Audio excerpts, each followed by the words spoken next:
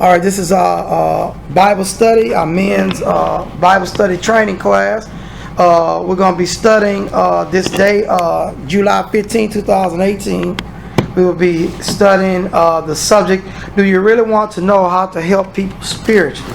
Do you really want to know how to help people spiritually? And this will be taken from the second letter of the Corinthians. The entire chapter 10 is what we'll be talking from. And we're going to go there now. 2 Corinthians chapter 10. And we're going to begin with verse number 1.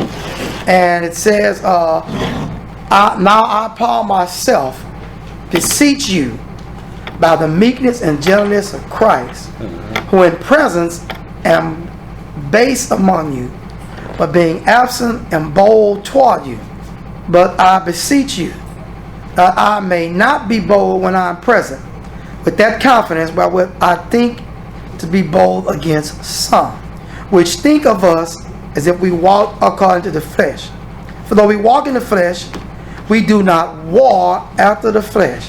For the weapons of our warfare are not carnal, but mighty through God to the pulling down of strongholds, casting down imaginations and every high thing that exalted itself against the knowledge of God, and bringing into captivity every thought to the obedience of Christ, and having in a readiness to revenge all disobedience when your obedience is fulfilled. Do you look on things after the outward appearance? If any man trusts himself that he is Christ, let him of himself think this again, that as he is Christ's, even so are we Christ's. For though I should boast somewhat more of our authority, which the Lord hath given us for edification, and not for your destruction, I should not be ashamed, that I may not seem as if I would terrify you by letters. For his letters say they are weighty and powerful, but his bodily presence is weak, and his speech contemptible. Let such an one think this, that such as we are in the world by letters, when we are absent, such we will be also indeed when we are present. For we dare not, verse 12 says, make ourselves of the number, or compare ourselves with some that commend themselves, but they measuring themselves by themselves and comparing themselves among themselves are not wise. But we will not boast of things without our measure, but according to the measure of the rule which God hath distributed to us, a measure to reach even unto you. For we stretch not ourselves beyond our measure, as though we reach not unto you.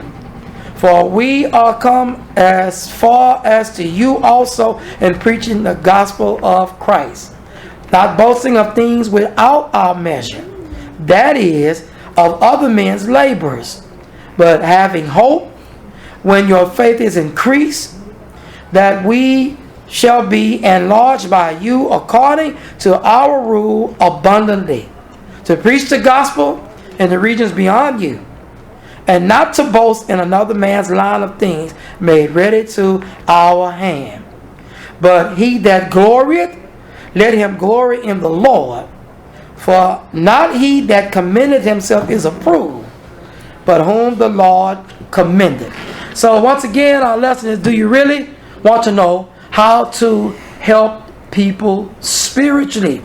And one of the things we look at, as Paul mentioned in his opening, that now verse 10 and 1, chapter 10 and 1 of 2 Corinthians, I beg you or beseech you by the meekness and gentleness of Christ, who in presence am weak among you, but being absent and bold toward you. Paul discredits the appearance of a man in his first verse. He lets us know in the Corinthians, I look low among you, but I'm absent, I'm bold toward you. I'm going to make a move toward you. Verse 2, but I beg you that I may not be bold when I'm present with that confidence, while I think to be bold against some, which think of us as if we walked according to the flesh. So Paul says, when I come here, I don't want to be bold like that toward you, because there's some of y'all there that think that I walk according to the flesh, that I base all my strength on my appearance, which would make me weak in my teaching. They think that I base on, I don't have a lot of money, I'm working these jobs day and night trying to teach y'all. Whatever you're looking at, he's saying, some people criticize me like I got to validate myself on how I look and what my knowledge is outside of the doctrine of Christ. Remember, this is the same people he writes to and say, I claim to you, claiming nothing but teaching Christ and Him crucified. I didn't come and tell y'all about my Pharisee life and what I got in my pockets and what was my rule before I became a Christian. Verse 3. For though we walk in the flesh, we do not walk the flesh. So Paul said, yeah, we do. We are humans. We're not deity. We're not super beings. We're not Christ. But we do not fight according to how much money that we have. We do not fight according to how much prestige we have among the people. What is our rank and file among human beings? He says, that's not how we fight. See, people will look, as gospel teachers, we have an awesome task before us. They will begin to judge about what we wear, what we got, what we drive. And that's what he's discrediting. Who we know, where we live, what type of instruments we have in life.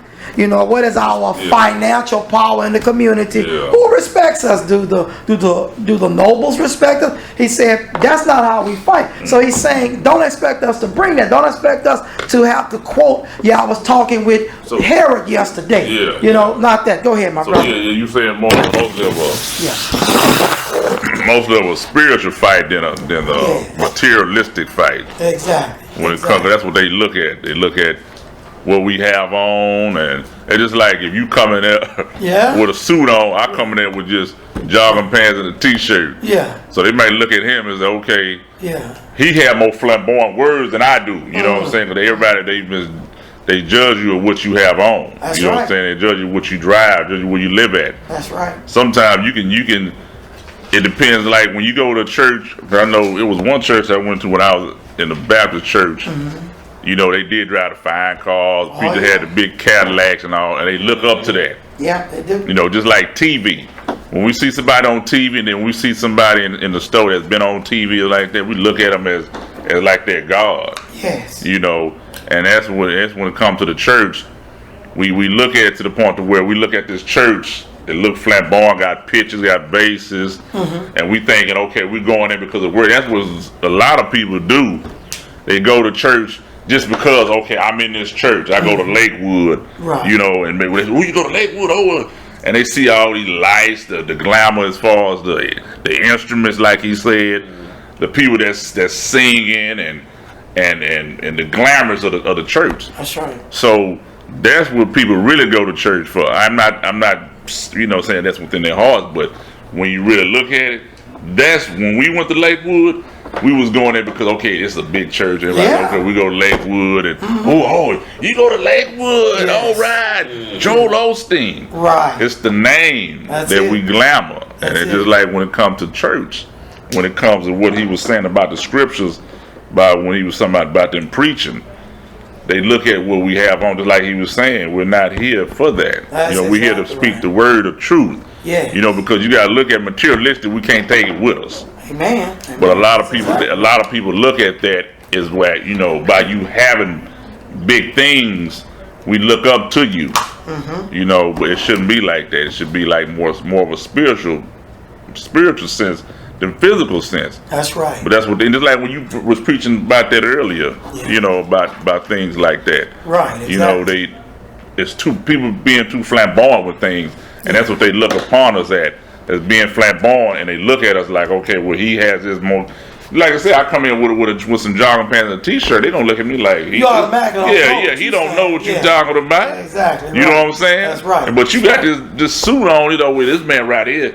He know the word. You know, he knows the word. But that's how the world is, man. They judge us on skin color. That's right.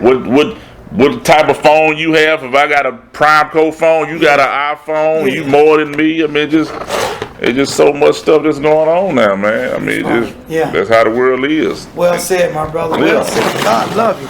And you know, the truth of the situation, saints, is Paul. He knows that he doesn't look prosperous before them. And see, that's the criticism coming out the Corinthian camp. Man, this dude look base, man. This dude is basic when he come here, you know. So he said, okay, when I go to y'all, I'm gonna have to be bold and get on you for thinking that way. He said, but that's not what I want to do. He said, because you're right, we are in the flesh, but we don't fight according to the flesh. So don't look for us to have anything. So in verse 4, he says, what we do you, for the weapons of our warfare are not carnal, but mighty, as Brother William said, through God, to the pulling down of strongholds. It is the words that will be said and the works, the techniques of how is it done. That's what, see, the stronghold, you can't pull it down. You can't pull down a stronghold with money, with clothes, with modes of transportation, with instruments of music. You can't pull the stronghold down. See, it still got you. And what he's saying, how is it done? He said, casting down imagination. You know, Keith looks nice. There's a nice ensemble he's wearing. But Keith can't pull down no stronghold in none of our hearts because of the way he's dressed today.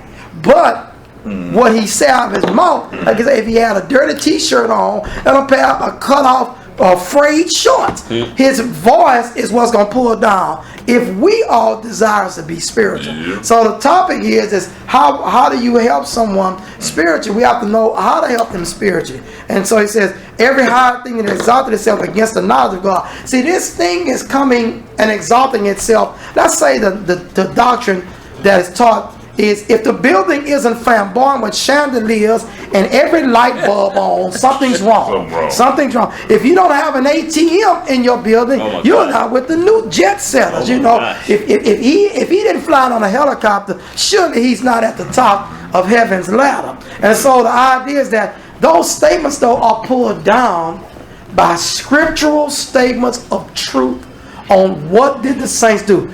They have things that are so powerful. While Paul is writing it, Corinth is so powerful and magnificent that it is an envy to other places. But Rome rules it all. Rome is about gold chalices, money, power. When Bernice and her man hit the door in Acts, they have pomp. When they hit the door, it is on in everybody's life. There's flamboyant music, beautiful arrayed things, gold and silver everywhere, jewels. People are bowing. They come in with pomp and great authority.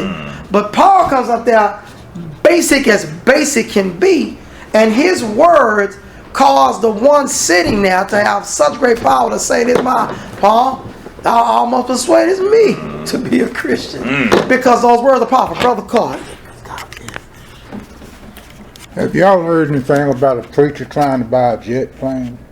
In the church? No, not in the church. Thank good. Thank God. I ain't heard it yet. I've heard that. I know Creflo Dollar. Not Creflo Dollar. This guy, he's a white guy.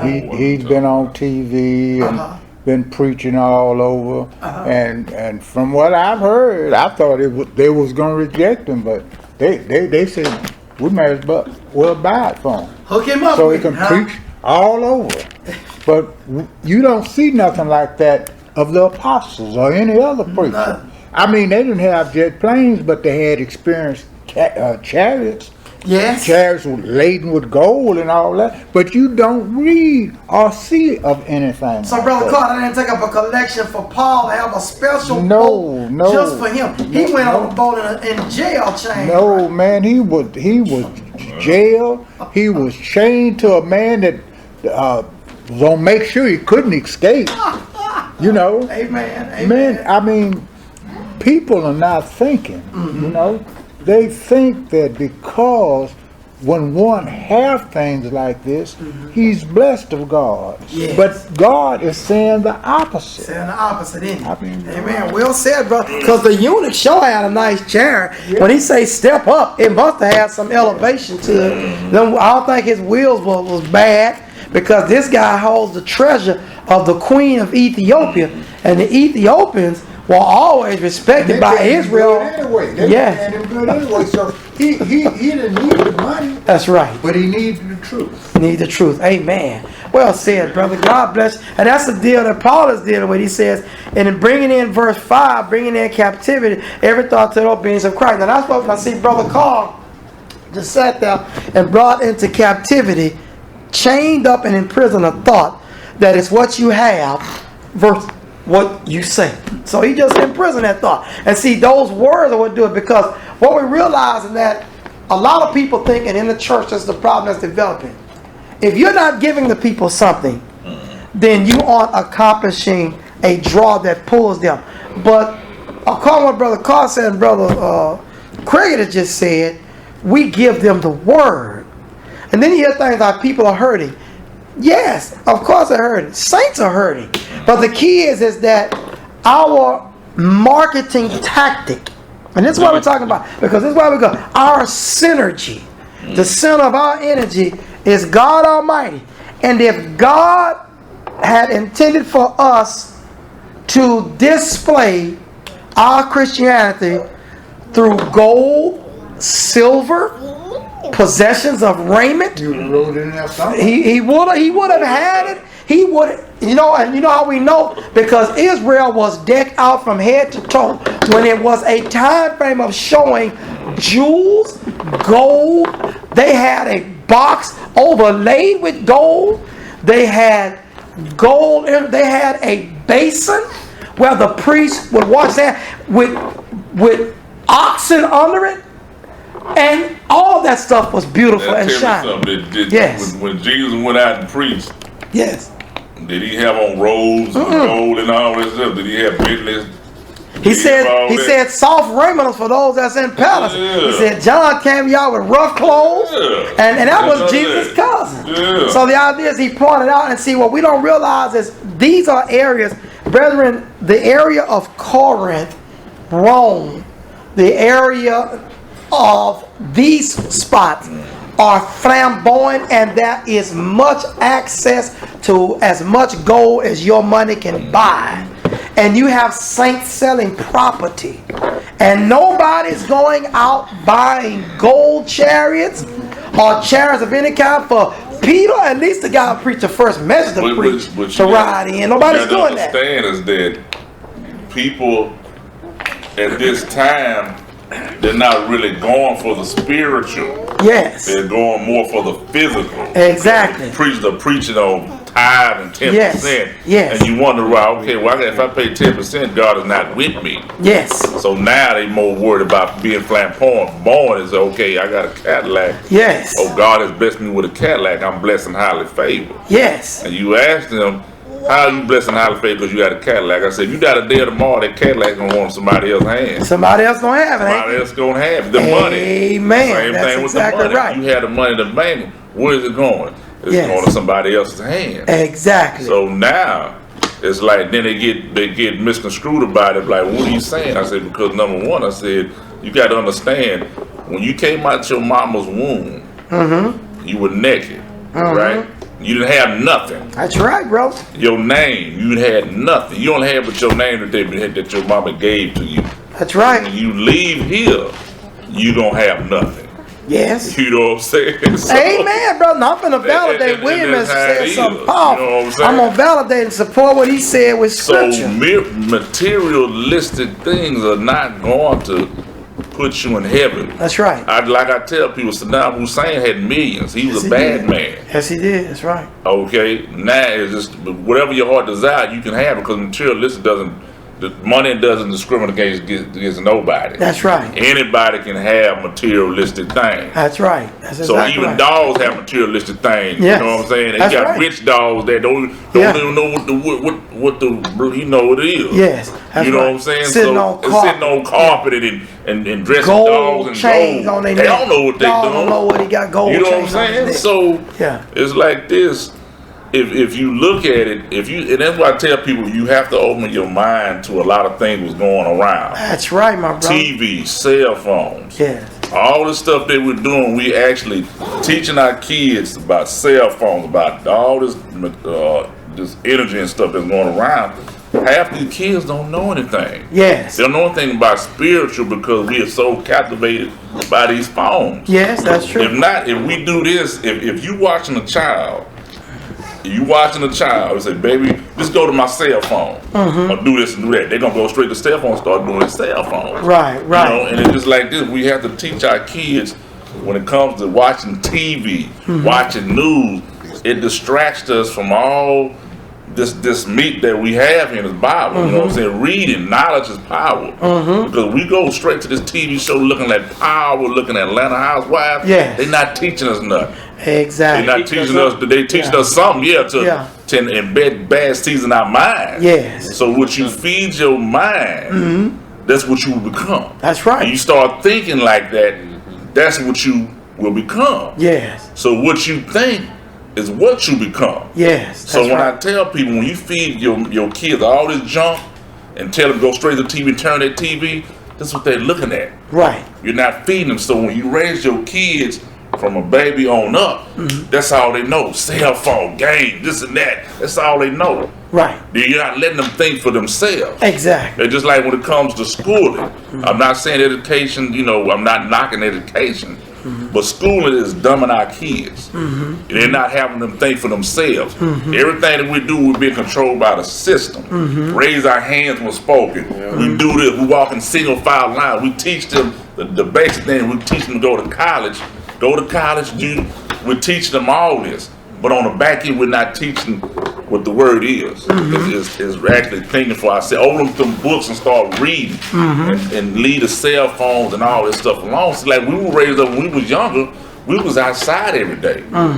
So that's why you have all these kids that have diabetes, cancer, they sick because they in the house, on the couch, or looking at TV. Right. And that's all they doing. Right, yeah. So, that's a good point, bro. Yeah, excellent point. So what we got to do is, and this is what we're talking about now, is to teach them to use those cell phones to study Bible with. Because there's a Bible. They give you free Bible in the fall. Concordance. I use mine for all. Most of my, if all my stuff will be locked in. That's the words of truth. Yeah. On the same token, they put out Bibles too. Yeah. Made by NIV. Yeah, Good that's News right. Bible. That's right. And a whole bunch of others that got false information. False information in them. That's right. See, so you got to train a child from the very beginning. When that child gets age 5 or 6 or 7 right. or 8, he needs to learn better. Right. To do better. Right. Because he can't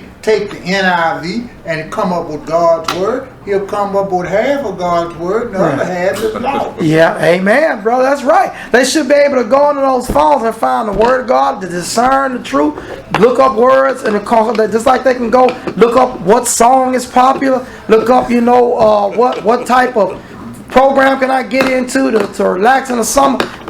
We can teach them to use this same thing because see, a phone is just a tool. The Bible is nothing but a book, but there are nasty books that exist. So the idea is that you can use your cell phone for righteousness, you can use your computer for righteousness, you can also use it for enjoyment. But the instrument is not the problem. The problem is what are you using it for? See, because this is just a book. I could have a nasty book right here open. I could have a book of lies, like Brother Carr said. I could have a Ebonics Bible. That I could have a Bible that calls Peter Rocky. That's a Bible that calls Peter Rocky. And it'll be twisting everything said. But we should be able to take the Word of God and know in English what is right versus what is wrong. And that's our responsibility, because we're not going to be able to blame the instruments that are computerized for the loss of the soul. The soul was lost before they even had computers. The souls were lost in the beginning in the garden before sin even existed. 2 souls were cast out of the garden because of sin in their heart. Without one single mechanical instrument of sin or computer to exist. So we've got to understand, they must know and believe what the word says. And that's what our topic is about. Do you really want to help people spiritually? You're right. Yes. And this is I can say, what they say. They say, you can, what's that old saying? about making the tool. Don't let the tool make you. Right, You know, exactly. Now this is a tool that we can learn from. Yes. Because it has, different things on it. We can pull up, with the Bible. Yes. I got an app on my phones about with the Bible on here. Exactly. And then I can say concordance. Right. But it's just how we use the tool. There's not nothing wrong with you using it, but use it for a good cause. Exactly. Amen. Just don't use it you just get on social media. Here you on a toilet stool and you on social media and this Yeah. and that. But some people, when they go to the bathroom, they sit on the toilet and they be on their phone. Yes. You know what I'm saying? They can't, if they leave home without these phones, that's it for the day. Yeah. I'm turning right back around. If I had to miss a day at work without being late, I'm missing a day at work. Right. But if they say we need these, we don't need these phones. Yeah. We don't really need them because when back in in the early 80s, we just had pagers. Yeah, that's But true. we really don't need phones because really we're not really thinking for ourselves anyway. Right. We're letting these think for us. Right, and that's true, and that's what you have to stop. See, because I use it, but I don't let this think for me. Yeah. I'm gonna think because I can look at this Bible, and a false teacher can take the same book in front of me and teach me how to go to hell with the same book. Yeah. All they gotta do is twist the scriptures. So what we have to realize is that we have to think for ourselves, but the Word of God tells us how to think spiritual. Now, brethren, that's something you and I cannot do for ourselves. Yeah. You and I cannot, in and of ourselves, think spiritual. How do we know? Eve had instructions. She thought for herself with the encouragement of the devil, and she made a decision for herself, by herself, to desire to be equal to God, and she fell, and her husband fell with her. Yeah. Yes. This is one thing I want to say. You all know that it's a Bible that is put out called the Devil's Bible. Oh yeah. Wow. No, it's Powerful. called the Devil's Oh, it's Bible. true. Yeah.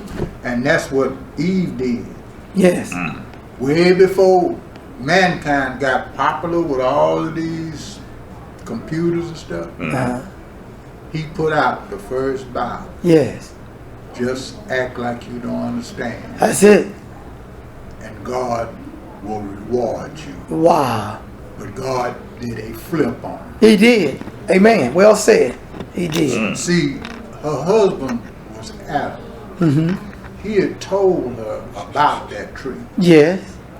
He just merely said, we can't eat from it. Yeah, that's it. We're not supposed to deal with it. Yeah. But she dealt with it. Yeah. Why? She was listening to the devil. That's exactly right, brother. Well said. And what I'm trying to say is, I've been saying it for many months, but I guess I'll have to do something about it.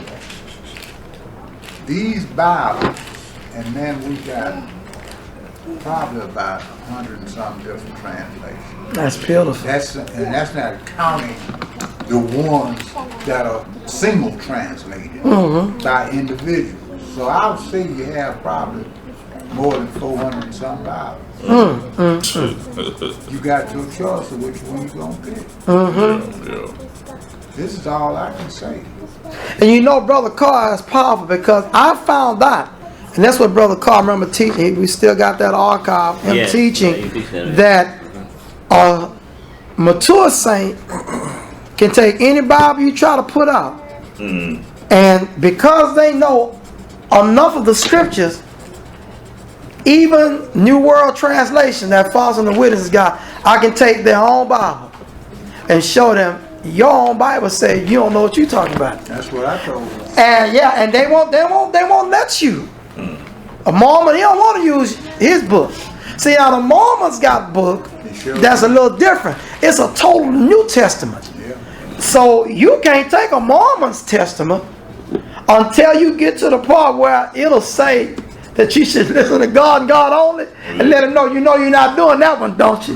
And see, that's what a person got to understand. Any statement in any Bible that says we should hear the word of God is game over. See, right now you just lost because that isn't God's word what you got. But so your book is telling you, just like the prophets said, the poets said in Acts 17, the Greek poets told them The gods don't need you. They help you. And Paul said, your own poets told you that one. See, so you have to understand is that you can only lie so good, and then God will let you get caught in your own lie, and you will expose yourself like a homosexual that says, God made us like this, but he'll keep talking. He'll keep talking, and he'll say, God made everything, and then he'll keep talking, and before you know it, he'll get to a point where he'll tell you, I have chosen to be this way, and then he's in trouble because you can only lie so much, and then because God made you, you will eventually tell on yourself. Yeah. So look at Luke chapter, if you will, number 12. And Brother Craig said something I want to point out with scriptural support. If you try to lean, Luke 12 and 16. And he spake a parable unto them, and saying, the ground of a certain rich man brought forth plentifully. And he thought within himself, saying, what shall I do, because I have no room where to bestow my fruits? So this guy got so much money, so much stuff, he need another bank. He said, this will I do, I will pull down my bonds and build greater, and there will I bestow all my fruits and my good. And I will say to my soul, soul, thou hast much good laid up for many years. Take thine ease, eat, drink, and be merry. But God said something different. Yes. Don't say that. About what God said. Right. That sounded good. Yes, it did. That sounded good. Look, I'm gonna tear these small bones. Now he got plenty bones. Plenty stuff. But I'm gonna tear this down and build bigger bones. I need a bigger bank. Hold my stuff. Go ahead and read the next. God bless you, brother. Now what you hear what he said? What he gonna do? What he's gonna do? Because I know I have money to do what I want to do. Yeah. But God said unto him, thou fool, this night thy soul shall be required of thee. Then whose shall those things be which thou hast provided? So is he that layeth up treasure for himself and is not rich toward God. See, no matter how big you get, like Brother Carr said, Brother Craig said, no matter how big your church get, you sitting in a gold chair. Reverend Ike and Quota had more Rolls Royces than the average man could dream about. He sat in a red velvet gold plated chair. And you can look at the back and tell, and he'd take that and he'd have rings on, but one day God said, listen, who's that stuff gonna be? We don't know what happened to that chair Ike used to have for those Rolls Royces, but we do know one thing: he don't have them no more. No, that's right. And the key is that God said, you can't even tell me who it's gonna belong to, but God knew. I know where it's going. And he ain't talking about hell. God knows. I know where it's going. As soon as you die, let go. I know who's going to have your stuff, and you provided it. One thing we have to understand is it don't matter what big church. You can build a potter's house. You can build the house like Creflo Dollar built. The house that Creflo Dollar built. You can build whatever you want. You can build a kingdom, a people, and a following. And you can have more gold than the heart could imagine. But it is a fact, the devil owns those kingdoms, and he presented them to Jesus. In the 4th chapter of Matthew, it is recorded. Let's go there right quick, and let's see what Jesus said when he presented the kingdoms unto him. And you can take it to the bank that the Corinthian letter says the devil is the God of this world. You can say what you want, but you're his puppet when you get involved with it. But let's see what Jesus said, because you can't deny that. You can't deny the devil ain't got this stuff. See, when you try to say the devil ain't got it, say, no. See, now we need to sit that person down and say, let somebody else teach. Because the devil, he can bring it. He can bring it for you. And you can have it on a temporary loan, because that's how he got it. But he got it. He can't say he ain't got it now, because he got the stuff. And it's of the earth, and he's the God of it. So look at it, if you will, Matthew 4. And so he's going to offer some things to Jesus. He takes him in verse 8. Again, the devil take it up in an exceeding high mountain. So this is a real mountain now. And it is the biggest. And he's going to let him see, I'm going to show you all that I got. So don't say the devil can't take you somewhere. He can take you somewhere. The devil can take you to the highest mountain that's of earth. It ain't high as Mount Zion, is it, brother? It ain't high as Mount Zion. God bless you, brother. And he showed him not most, all the kingdoms of the world. Now, brethren, I want y'all to know something. Those kingdoms still exist today. Yeah, they do. They do. The devil showed him not what you can just have, not Jesus. I'm going to show you what I got forever that's been given to me while this world exists. All the kingdoms. So you can't say he didn't show him America. Yes, he did. Not that it existed then. He showed him what you can. See, the devil showed, I'm going to show you what you can be if you get with me. And the glory of the, he showed, I can show you the future of your glory. Watch this. If you get with me. Yeah. So don't say he didn't show him computers and whatever going to exist after you and I are gone. Oh yeah. See, you got to read through this and see. He showed him all the, not that exists, no, all the kingdoms. What I can, because see, the devil's still here now. So the devil knows, now I got to show him what he can have in the future. Because I can't show him this chariot. I show him Cadillacs, jet plane, I can show him everything. Now watch what happens. He says, if, verse 9. So you got to do something to get it though. And he says to them, all these things will I give thee, if thou wilt fall down and worship me. Now watch this. Now see, we got to make sure the lesson is right. Verse 9 is not the devil going to lie to Jesus. No. No. He told Eve, if you eat this, you'll be like God, knowing good and evil. He did not lie, brethren. Yeah. She did know good, and she knew I'm naked. See, he lied in the thought of you'll be like God. You'll never be like God. But God said the man is like us. How is he like us? He knows good and evil. Right. But the devil got her and saying, you know, I'm going to give it to you. See, Jesus knows, no, I'm going to have that. I'm going to rule all them kingdoms. But you can't give it to me. See, there's a difference, brethren. See, we got to keep in perspective. The devil will get you later. He said, I can't give you this.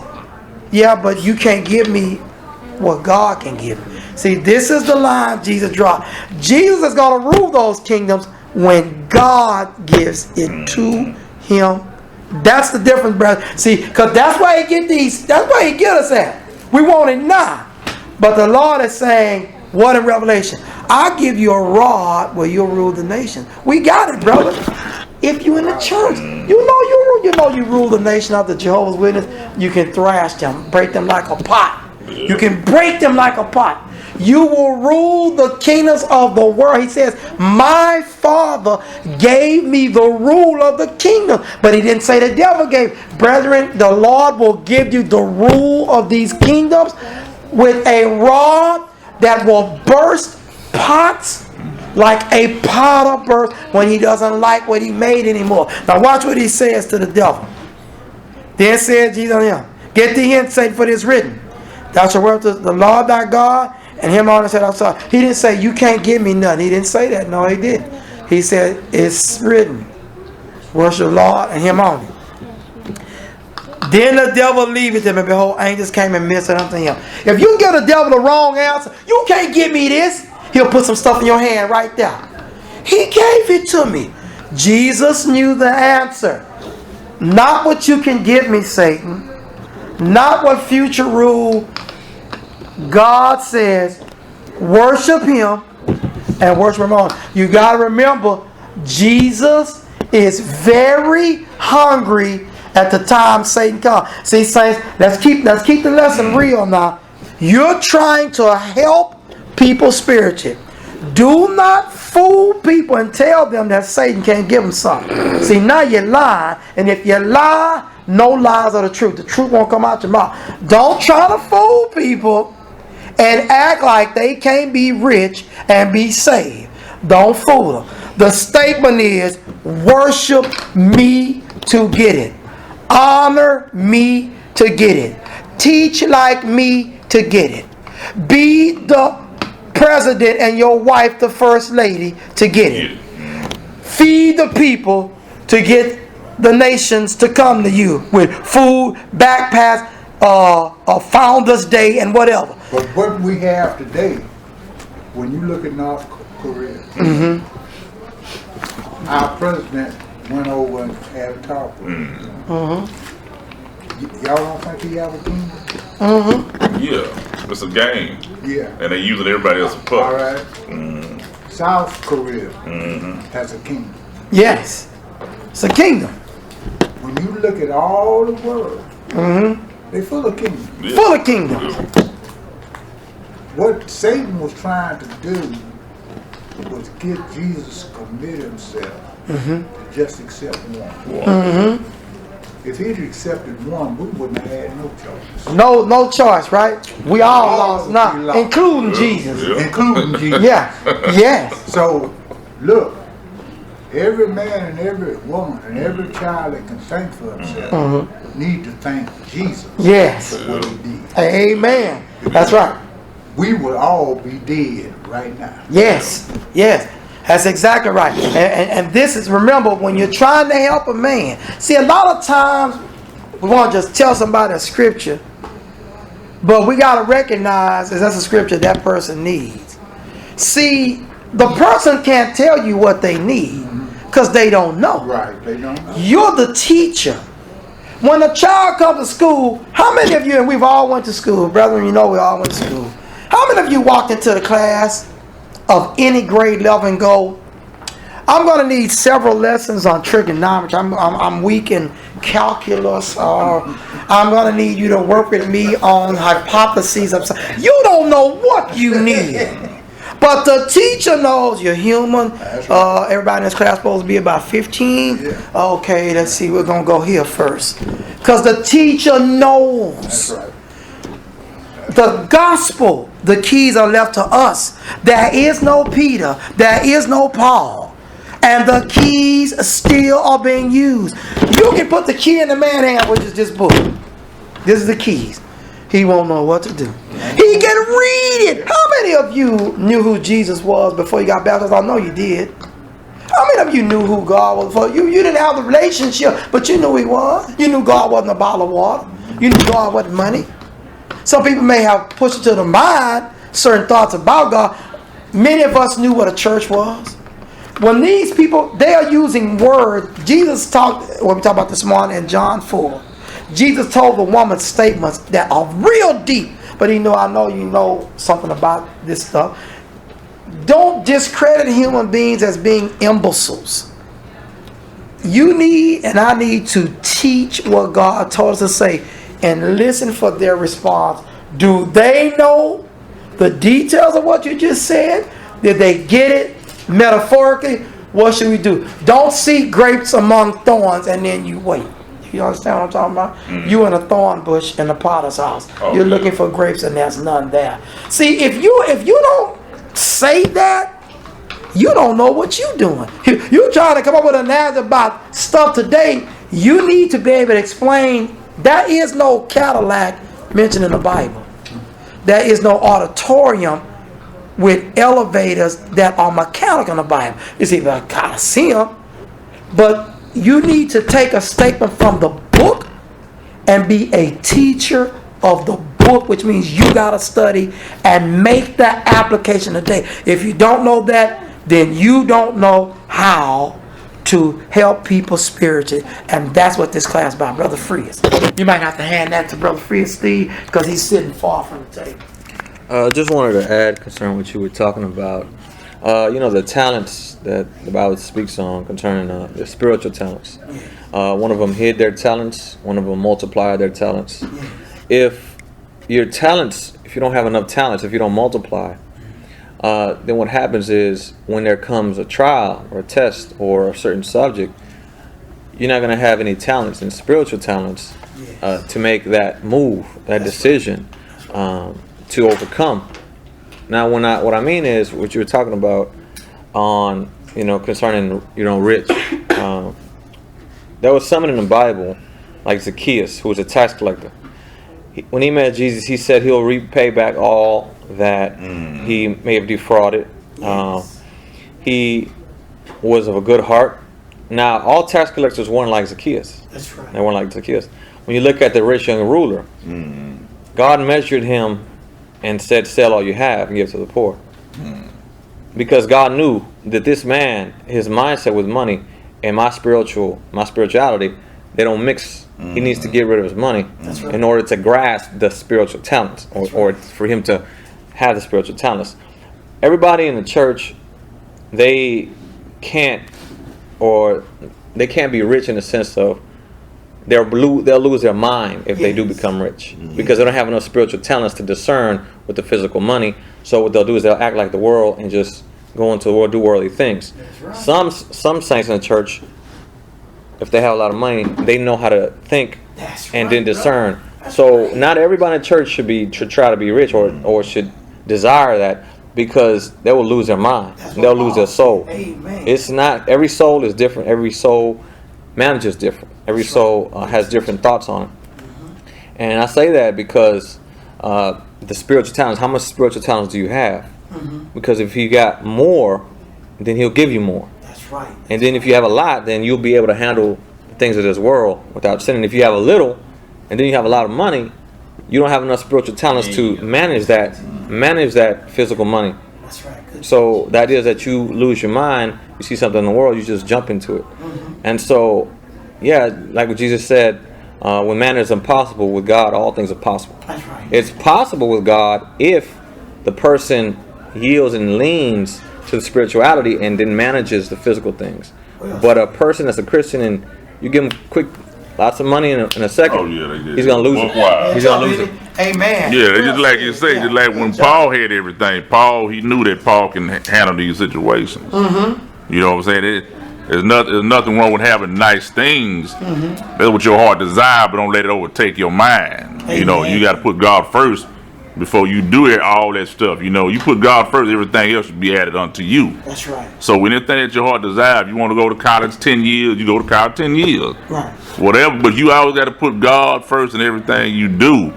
Pray about it. That's right. And move on. But you got to put forth the effort. If you want it, you have to put forth the effort, put it to action. If you want better life for your family, kids, whatever, put it to action. God will help you. He will. But always put him first to educate your mind to say, hey, I'm going to put you first, Lord. Yes.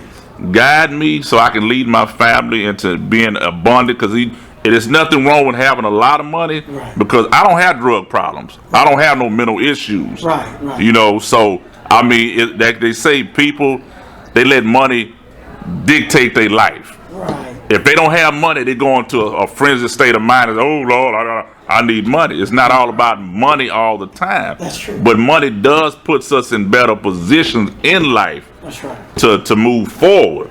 But we can't let money just overtake our soul. Amen. Well said, bro. That's why I give all the credit to y'all. Y'all got all the money. Brothers, I want to close out. God bless all your great comments. It's been a well-enriched class. I want to read a couple more verses, then we're going to wrap up because our time is up at this point. 2 Corinthians 10, and we're going to look at the next verse, 6. And having in readiness to revenge all disobedience. So to help a person, you have to show them how to revenge, pay. Say, this is where we pay vengeance. See, the law said vengeance is mine. But the vengeance that you pay is against sin. This is an instruction. Disobedience, as brothers have said. Stay away from the abuse of money. Stay away from the abuse of using money to propagate oneself as holy.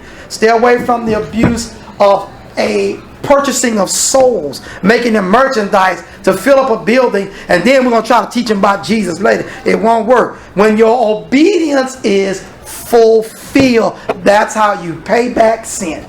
You know how you pay back the club for sending you to hell?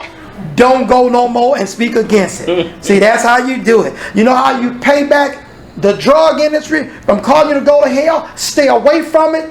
Just say no and talk against it. That's how you pay them back in full. Verse 7. Do you look on things after the outward appearance? So this is the crux of the lesson. If any man trust to himself that he is Christ's, let him of himself think this again, that as he is Christ's, even so are we Christ's. We are Christ's property, Paul is saying. And because we don't look like you flamboyant Corinthians, with your gold apparel and embroidered out and fancy, when we come in, some of us bald-headed, broke as 2 sticks. He says we look base and even contemptible. We discredit Christianity. He said, if you think you belong to Christ, he said, so we. How? Because he explains in other writings, we are the reason you're Christians. You are our work in Christ. You are the epistle written in our heart. If it wasn't for us coming and teaching you, and he says, as we read the text, he says, we do not need to boast past y'all. And we didn't work on what another man built. We built you, Corinth.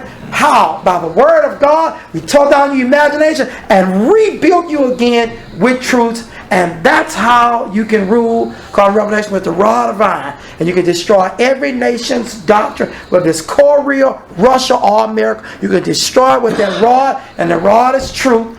That's how you rule. And if you want the devil to give you that, you'll be waiting till Jesus comes back, and he'll still never give it to you. But God will give it to you in baptism, and you will be fortified with it by the writings of the Word of God. So, brothers, God bless you all. Job well done.